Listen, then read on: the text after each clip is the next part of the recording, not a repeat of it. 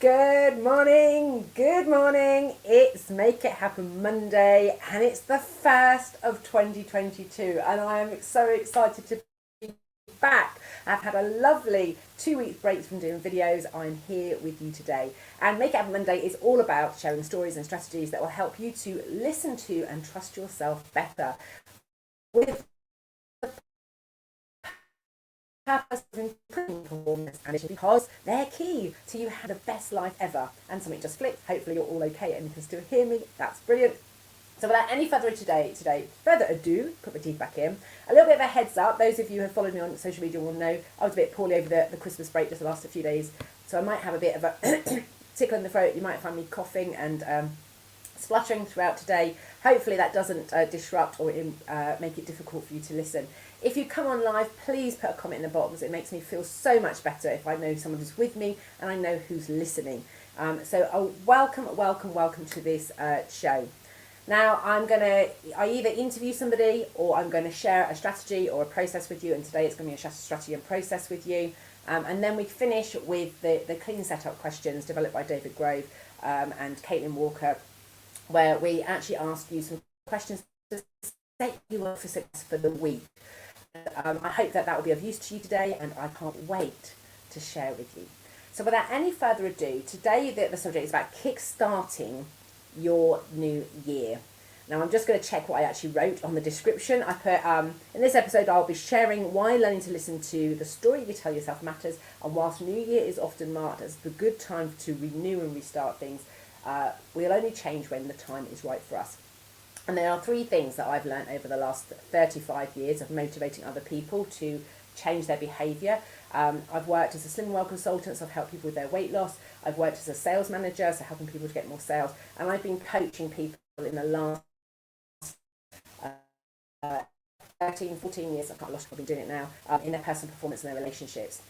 And what is common to all of them is three things. So without any further ado, I'm going to try a new feature. I come back online and it turns out there's this new feature with StreamYard where I can add this PowerPoint and I can see the slides on the same page, which I'm very, very excited about. So that's a change I'm going to celebrate, and that'll all make sense why I'm going to mention that later. Let's take the ticker tape off so that you haven't got that flashing around on the bottom for the moment.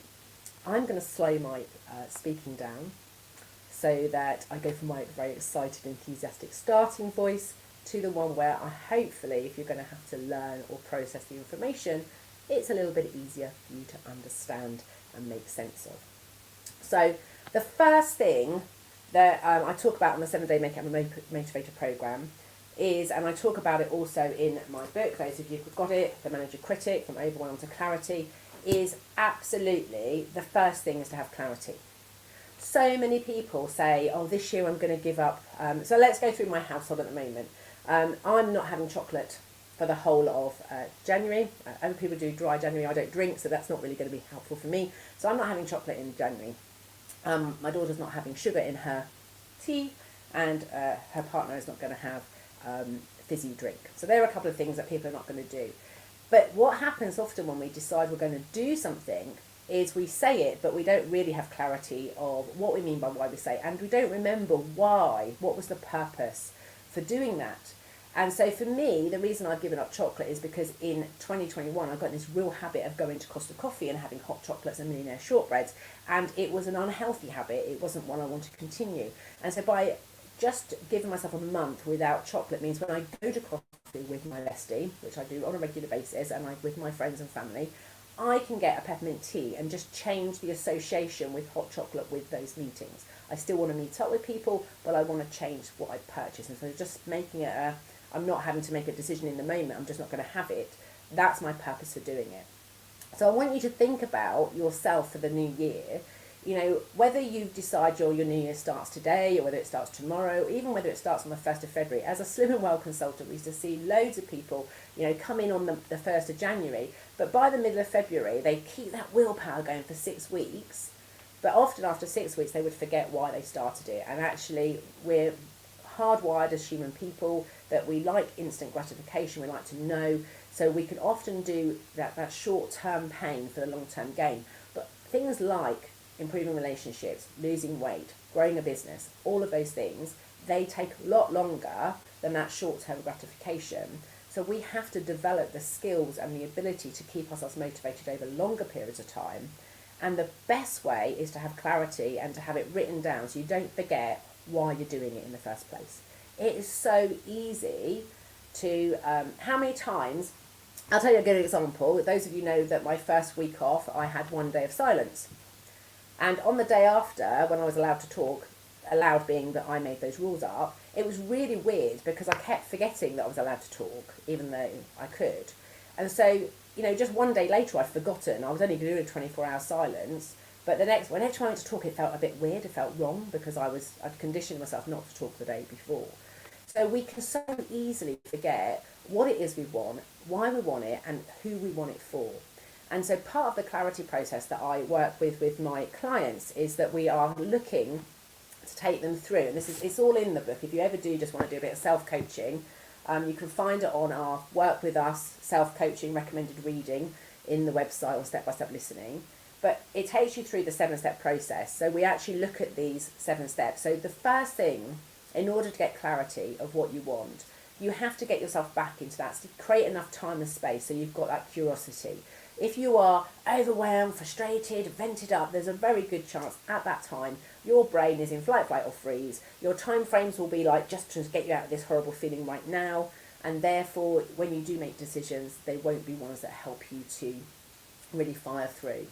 Now, I don't have time on this short video today to go through all of the other things, but the essence of it is that we learning to ask ourselves better questions, we're learning what we need to get back in that state of curiosity. The second thing is then asking, what do you mean by what you say? So I'd love to know, though you've got a couple of people on live, if you've got an outcome that you want for this year, if you pop it in the comments box, if you do it on replay, put #replay, and throughout today I'll come in and check it and answer your questions. But tell me what it is you want to have happen, and I can ask you some questions about the thing that you're saying for, because quite often I've worked with business owners who say they want their team to be productive, and I said, what kind of productive? What would you hear and see that would tell you they're being productive? What you're hearing and seeing right now that tells you they're not, and how often is that happening? A few questions, and it's really clear straight away that they don't really know what they mean by what they say, and it was kind of a sense things weren't productive. It was like a one-off incident rather than it is happening all the time. So the first thing when it comes to clarity is get really clear about what you mean by what you say.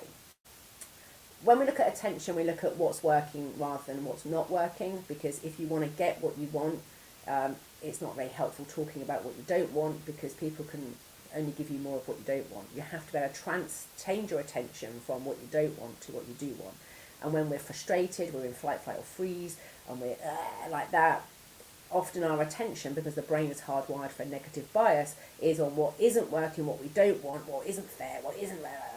So training yourself to talk about what you do want, and also looking at what has or what is working, can not only settle the triune brain, the part of the brain that's in fight, flight or freeze, but it also makes it easier for you to help yourself and for other people to help you.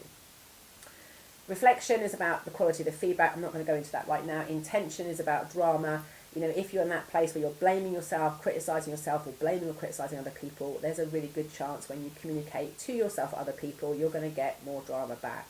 So if you go, oh, you're useless, or else goes, yeah, I'm useless too, or you never do anything right, no, I never get it right, you just end up in this drama triangle where you just go round and round and round and feel like you're going nowhere. And in order to get out of that, we have to go back to that point of going, actually, what would I like to have happen? Then do something different, and then get some feedback in order to work out what worked about that try, that first attempt, what didn't, what could work better. And that's when we really have to be able to stay curious. Because if you do not know you've forgotten how to learn and make mistakes. If you are expecting instant change, instantly, the first time you try something new, it's all going to work. So if you are wanting to improve your performance, you want to be, motivated. I didn't just give up chocolate. I knew 3 months ago that that's what I'd committed to in January. So my system has already been sort of working through this, getting ready, and I selectively enjoyed the chocolate I did, and I didn't have huge amounts over the Christmas period. And I just really, really savoured it, enjoyed it, knowing I was going to abstain from it for 31 days. I know it's not forever, although I'm tempted, if it goes really well, that I might continue it. So knowing the quality of feedback and not being in drama with yourself is really, really important. Trust comes from repeatedly reflecting and paying attention to what works, knowing your own patterns. And today I really want to talk about you and your story. Because having done this for a long time with people, what I came to realise as a Slim and Well consultant is the story that you tell yourself can impact your ability to, one, make a decision. Because if you're going, oh, everything's going wrong, I never get anything right, the last 2 years have been written off. I'm hearing loads of people talk about the pandemic 2 years is like 2 years written off, 2 years of failure, 2 years of, and I get it. Some people have had loss. Some people have lost income, and there are people, I'm very fortunate and I'm very grateful that I'm in that situation where that didn't impact me over the last 2 years. But outside of the pandemic, I've seen that happen before. If you've had a bereavement, it's the worst year of your life. And what I would say to you is that story, just check what's the impact it's having on you, how's it serving you, what works about it, what doesn't work, and what could work better. Because a whole year, 365 days, and I haven't got down to how many hours and how many minutes and seconds that is, but there will be some pain and loss during that year. But to quantify it in your brain as a reflection, as a memory, that the whole year was a waste of time, isn't necessarily resourceful and effective when it comes to you having clarity and confidence about yourself, because it can actually put your brain into this flight or freeze, thinking there's nothing going well, everything is useless. Whereas if you train yourself to actually listen back on that story and go, okay, what did work? Good morning, Sarah. Lovely to see you. Happy New Year. Thank you for sharing. Thanks for the tips you put. Great to see you. It's great to see you, and I wish you all the best with your book and your business this year. It's so lovely to have you online live with me, and thank you for commenting. So we're talking today about the story you tell yourself. And I've been hearing lots of people talk about, the pandemic years and like it's 2 years out of your life gone. And I really encourage you to go back over that story and just remember the things that went really well, even if they were the smallest moments. And even though it is a tough year, it's been, if collectively you put it that way, the benefit for doing this is because the part of your brain that needs to be in that state of curiosity, if it thinks the whole year was terrible, it will not go looking for any good stuff. It will believe you. And then when you've got to kickstart the new year, it's like you're starting from zero. Whereas if you reflect on things that went well, if you had a bereavement or you had loss of income or, whatever horrible things happened to you, if you look at how well you coped with it or the support that you had or what it's made you appreciate, what you've learnt about yourself as a result of that, what would you do differently, what's that taught you, what's the lesson that's been learned from that situation, then when you move into the next phase, and we're talking about New Year now, then you have a springboard, you have a foundation from which to make the next decision. And the reason why the stories part is so important is because going back to weight loss, years ago, I was working in the Slim and Well industry, and what I noticed is people who talked about their past version of themselves as I was always skinny until, I've always been a very small frame person, etc., etc. They would get to Target, and it was like they reconnected with that past version of them as a slim person, and they were the ones that were more likely to stay at Target. I never saw them again.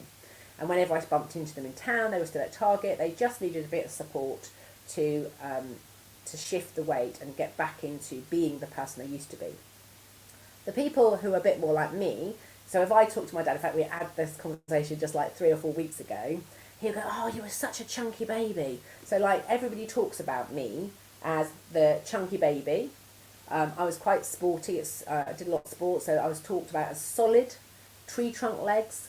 And then, I was the big sister, I was the older sister, so I was the big sister. So a lot of the language that around me and my weight was often around big. It's only when I've looked through my photographs and I'm thinking, oh my gosh, when I was 14, I went into a size 14, that, I'd do anything to be that skinny again, because that skinny, and I was kind of going, so I've remembered some of these stories about being a big person and being big, but actually the reality, that isn't true. For a baby, I was chunky, a chunky baby, yes, but that wasn't in the same context as the world talks about weight and obesity right now. And as a sporty person, I was solid, as in I had muscles and I was, athletic. But I've interpreted that in the society as, not being feminine, not being dainty, all sorts of stuff. So it's really important for you to think about the story you tell yourself. And what I've come to understand is that for some people, and I'll just go on to the next slide, they get clarity of what they want. So let's say we take Slim, or you want to get more sales in your business, or you want to have a more loving relationship, whatever the thing is that you want to have happen. You get clarity of what you want, you get clarity of what you'd be hearing and seeing, you know why you're going to be doing it, and you do it, and then because you do it and you get some kind of feedback that it worked, you then get confidence. Now, some people, I've discovered, have to get confidence before they can do the do. They have to have confidence, they have to understand the process, understand themselves, and be confident in learning, making mistakes, that this will be a process. It won't be like an instant thing. So think about that, get confidence. Now, if you've got confidence, then, so I'm just getting used to the slides, often when you're really confident, if you haven't got the time or the skill, then you're happy to ask for help, or you're happy to delegate the task and give it to somebody else. Those who don't have confidence and don't have time end up struggling. They don't get it done, and then they lose confidence, and then they start to doubt their decisions. Now, here's the thing that's really been the thing for me. When we get clarity of what we want and we get confidence and we do something, change happens every single time. And part of change is that we lose something or we ditch something. So, for example, I have decided not to have chocolate in January. I have noticed that it means I would not feel as included and there's things like my husband and I used to have hot chocolate in the evening together. There are some of our rituals, some of our routines that I will now lose and I've had to ditch. And what I know is that when we go through that change process, is that if we don't have, Happy New Year to you too, Sarah, if we don't have the right story, then we can put ourselves into this flight, or freeze. We can put ourselves into this panic station. We can lose motivation. We can be really lacking in energy because we're not aware of the impact the change is having on our system. Now, for some people, they get clarity of what they want. So let's take weight loss. So they lose weight, they feel good about themselves, they look in the mirror and they say lovely things about themselves and their story about themselves, and they now identify as a slim person. And so they've changed their story. For the person who looks at themselves and still talks about that past version of themselves, I was always fat, I've always been overweight, they're saying, I have always been fat and I've always been overweight. It's like it's in the present tense. But if you change the story to I used to be fat and now I'm slim, or I used to be not very good at social media but now I'm great at it, I used to be impatient but now I'm great. Change the time frames and you make sure you separate out that who you were is not who you are right now. And this can happen for, like, if you're a stroppy, miserable person like I was yesterday with my husband for a moment in the car. I was trying to get something to him and he just kept repeating back something and I snapped. And I wasn't particularly pleasant, and it wasn't the best wife I'd like to be. But in that moment, I was not a very nice wife. But one moment later, I was. And it would be very easy for me to hold on to that story and go, oh, I'm a terrible wife, I'm really bad. It's like, no, for a moment I was a terrible wife, but right now I'm a really good person, and actually I'm doing something consciously about it. And this is the bit I find with people, is sometimes you have to change the story in order to get the clarity of what you want, to have the confidence to make it happen. And some people have to get clarity of what they want and the confidence to make it happen for the story to change. But either way, the story has to change. And it will change. You have to let go of things that are not serving you and make sure the language you're using in the present tense is of what you want, what is working, and what's going well, and to celebrate every bit of change that's going on. And these are sort of things that we cover on the 7-Day Make It Happen Motivator. And I wanted to bring it to you as the sort of the kickstart for the new year, and I hope it's of use to you. What I know is if you get clarity of what you want, say what you mean what you say. Don't be mean to yourself when you say it. If you're being mean to yourself, then there's a really good chance you're in drama, you're criticising yourself, and there's a good thing that you need to change the story. You need to change the way you talk to yourself and about yourself. Then you have to have confidence in yourself and what works for you and what doesn't. That comes by tracking patterns, being okay with things not going right first time, being fascinated by the fact you tried this and it didn't work. Part of the reason a lot more crafting nowadays to learn to be okay with things not working right, playing around with, back to that experimental phase where everything is done for fun and you learn from it and you grow. And there will always be a limit on your time, and there'll be a limit on your time set and your skill set. So be okay with asking for help. But whatever happens, sometimes it's about off giving yourself the help. Maybe it's about actually giving yourself some time out to reflect on it. Please listen this year to the story that you're telling yourself and other people. Do you talk to yourself about how great you are and how well you're doing? And if you do that and you're still not getting what you want, then it might be that you are someone, and this is, I can be a bit like this, I'm really good at pointing other people's attention on what's going really well, but I put other people's attention on, for me, what's not going so well. So sometimes I avoid what's not working and get all into the starry what is working, and I don't address the stuff that's not working. It's one of my patterns. And so I've had to learn to go, what's worked is this, what's not gone so well is this, and what could work better. And learning to give that equal feedback means that the story that I change myself is, yeah, I wasn't very nice for a couple of minutes yesterday as a wife, but actually on the whole I've done this, this and this, and everything's gone really well. So if that's where my attention is. Food-wise, yeah, I did this, this and this, that wasn't the best decision I could have made. But rather than beating yourself up over your decisions, be able to look back and look what worked, what didn't work, what could work better. And don't allow the story to be that it's sort of like the way you tell it is like that all of you, all of the time, everyone and everywhere is going wrong. Because even if that was the truth, and I would argue that there is always going to be some kind of evidence of something go well if you look carefully enough, even if it is the truth, by putting your own attention on all of that, you put yourself into a stressful state and you make it difficult to make decisions. You make it difficult to be confident, and you make it difficult to go through the change. And it might be you have to start with asking for help.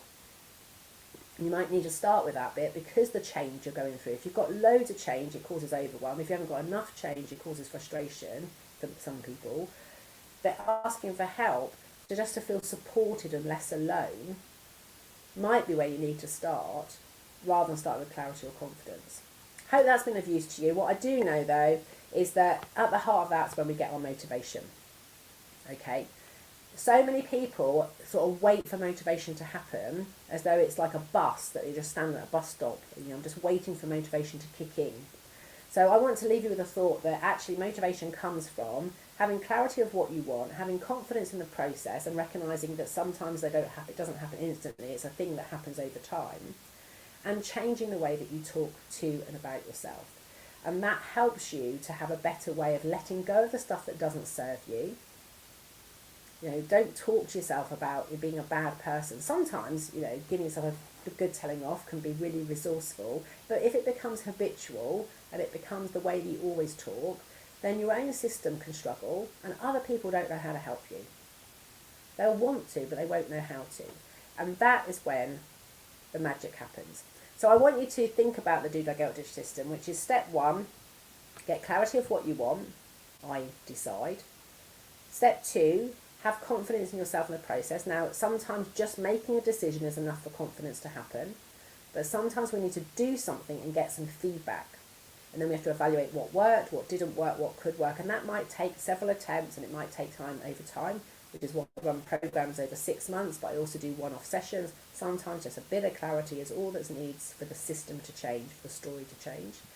And then you have to be able to change the way that you talk about your situation. So if you are now slim, or you are successful, and you are making more money, or you are a better partner, wife, lover, friend, whatever, celebrate that has changed and change your story. Don't allow yourself to get stuck in the one that was 5 minutes ago about who you were. Allow yourself to be that person right now and embrace who you are. And the best way I know how to do that is to celebrate the changes as they happen. If you notice that actually right in this moment I am being motivated, blah, blah, blah, whatever, then your system will help you remember it. And you'll talk about yourself from a place of this is who I am now. And you can learn to let go of who you were. Now, if you've lost confidence and who you were was really confident and who you are now is lacking confidence, then you go back to that process and you go, okay, what was happening when I was confident? And the great thing is you can change the story and you can tap into who that person was and you can bring them forward to where you are now, be that person now, because it's you. It's about the story that you tell yourself. that is whether it stays in the past or whether it becomes the present. But for all of that to happen, you have to listen to yourself. And that is where the motivation is. Now, if you are struggling with motivation, then the next 7-day Make Happen Motivator starts on the 17th of January. I'm with you at 7 a.m. to 8 a.m. live every morning. You can come and join me live, or you can watch it on replay. But as long as you put your answers and responses into the Facebook group that we run the session from, I will give you feedback on the next live. Even if you're not live, I will look at your answers and give you feedback the next day. So you have a live tutorial 7 to 8 once a day for 7 days.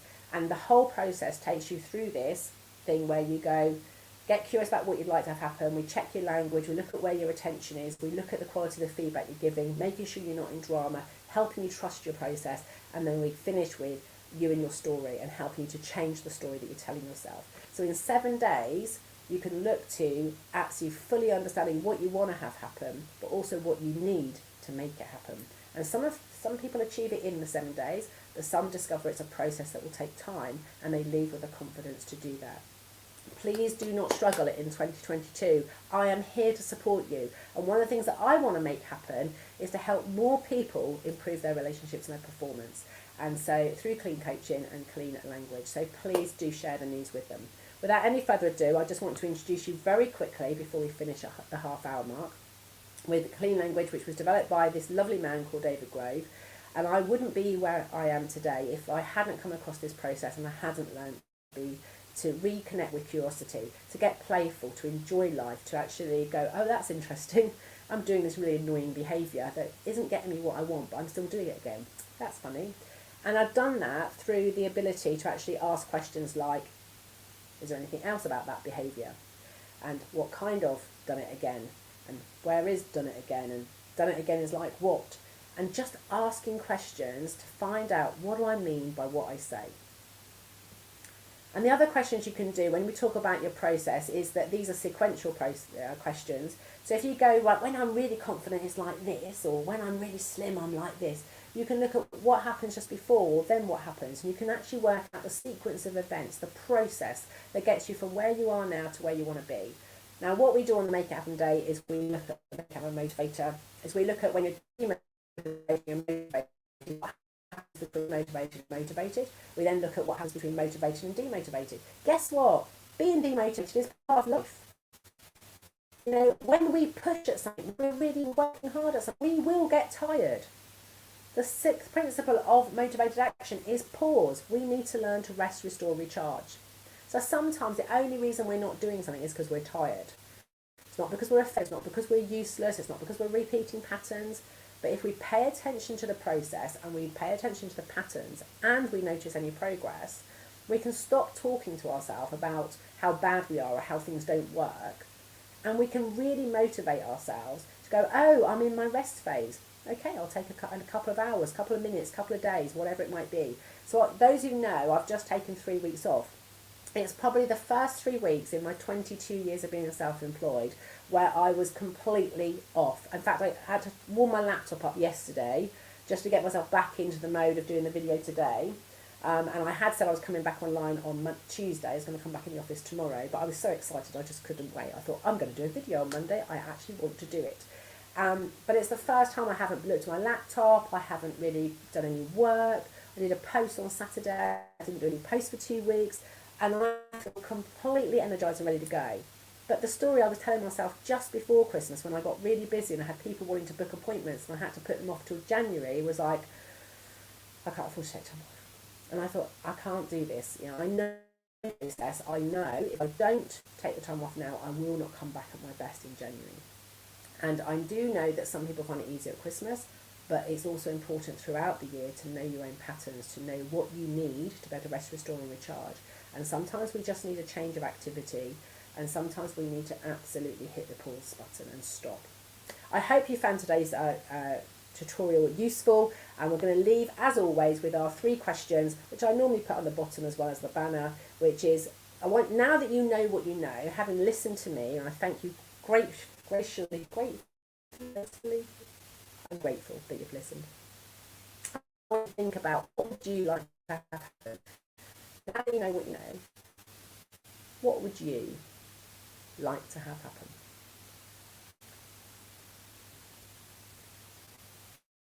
you need to be for that to happen? And what kind of resource or support might you need?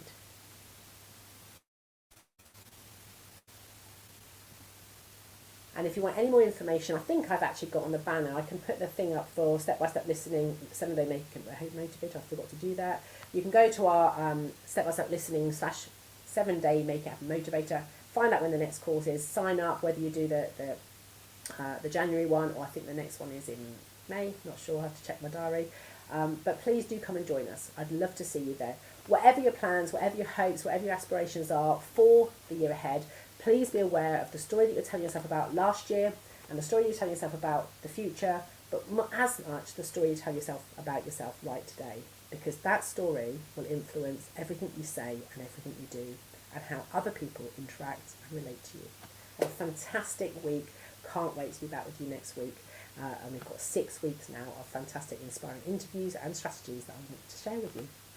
Bye, take care.